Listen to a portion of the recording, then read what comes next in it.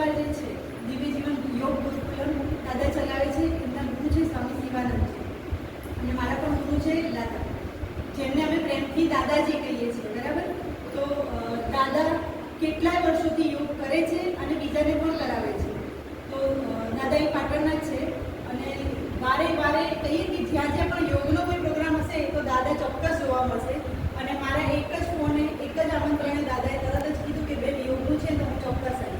અને એમના હંમેશા મારા ઉપર આશીર્વાદ વરસતા જ રહ્યા છે અને વરસતા જ રહેશે.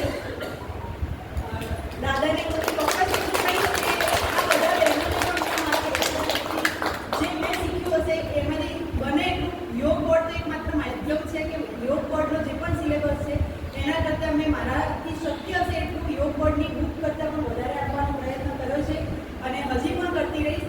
કારણ કે એક સીમા આવી જાય છે, તો પુસ્તક એટલે એક સીમા આવી જાય, જ્યારે યોગની કોઈ સીમા નથી. સીમાઓથી પરે છે જે આ જન્મને તો બરાબર પણ આવતા જન્મને પણ જે સુધારે છે એ યોગ છે. બરાબર?